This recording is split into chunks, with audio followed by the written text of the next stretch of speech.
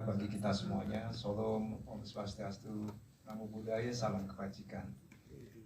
Yang terhormat Ketua Pembina Yayasan Stroke Indonesia, Profesor Haryono Shono, yang kami hormati Pembina Yayasan Stroke Indonesia, Profesor Dr. Teguh Ranakusuma, SPS Konsultan, yang kami hormati Sekretaris Jenderal Yastrogi, dan yang kami hormati pula Ketua Perdosi ya, dan Kepala Bagian Neurologi FK UI, para hadirin, para undangan yang mohon maaf saya tidak sebutkan satu persatu sebagai jabatan dan personel, dan tentunya yang sangat berbahagia pada pagi hari ini.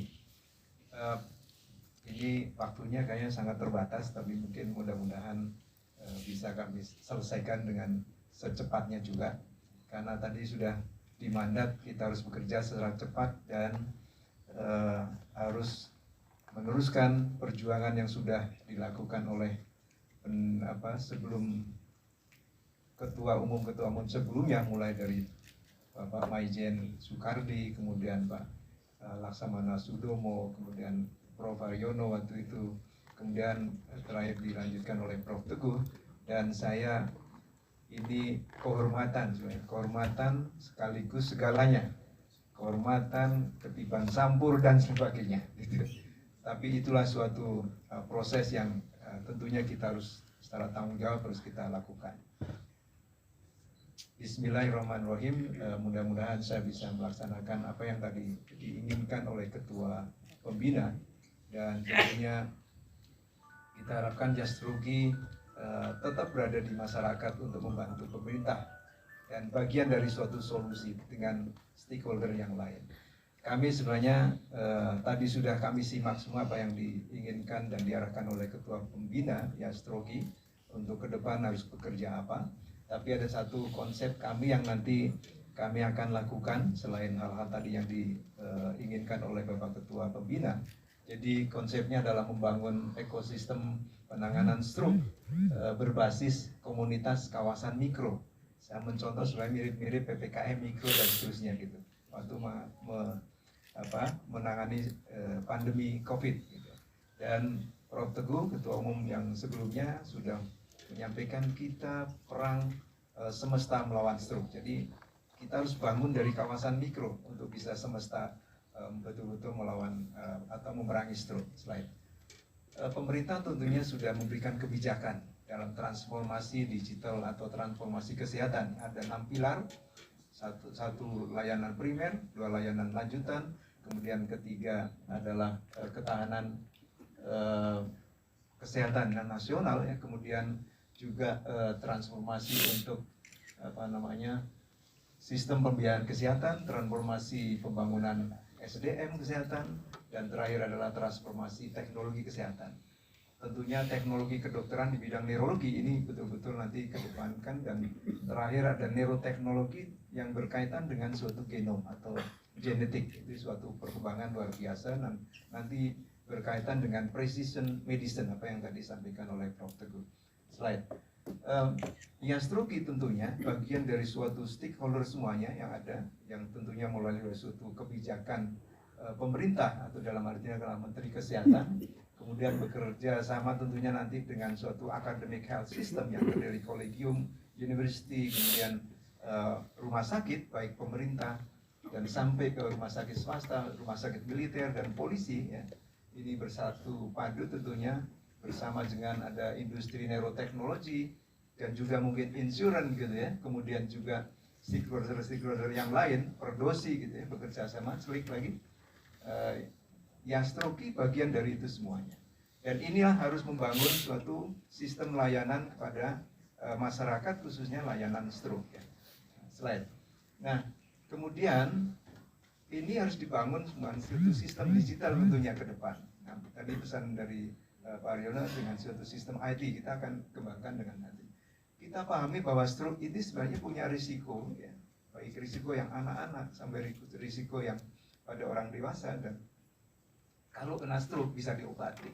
Pada prinsipnya bahwa stroke itu preventable atau bisa dicegah, bisa diobati dan dipulihkan gitu. Itu yang kita harus bangun Yastrogi bersama-sama, sistem manajemen di komunitas dan juga sistem manajemen di rumah sakit dengan profesional-profesional dan penentu kebijakan yang ada. Slide terus ya, slide klik cepat terus slide. Nah, ini sebagai konsep ya. Ada prinsip bahwa kita dihadapkan pada isu bahwa angka stroke terus meningkat. Kemudian angka kematian stroke meningkat juga. Dari tahun ke tahun tetap tinggi. Angka disabilitas jangan ditanya lagi, kalau stroke pasti disable gitu. Jadi di sini banyak teman-teman saya kira dari komunitas pasca stroke gitu ya, yang kita harus nanti bekerja sama untuk membangun itu. Nah, isu-isu ini kita harus bangun. Yang kami lihat ada dua konsep besar ya. Yang pertama adalah manajemen stroke di komunitas gitu ya. Dan yang kedua adalah manajemen stroke di hospital atau di rumah sakit. Dan ini harus satu kesinambungan gitu. Di komunitas adalah mulai preventif ya, promotif preventif. Di rumah sakit ini ada terapi gitu, terapi. Dan juga untuk secondary prevention atau pencegahan sekunder gitu ya. Dan antara komunitas dan rumah sakit harus ada jembatannya di situ yang tidak terputus, yaitu sebenarnya adalah pre-hospital penanganan stroke gitu. Nah, ini saya kira Yastrogi bersama dengan komponen yang lain kita upayakan untuk menjadi solusi di situ, sehingga kita harapkan betul-betul akan menurunkan mobilitas atau kecacatan dari stroke dan kematian, dan juga untuk angka kasus stroke-nya yang saat ini masih meningkat terus.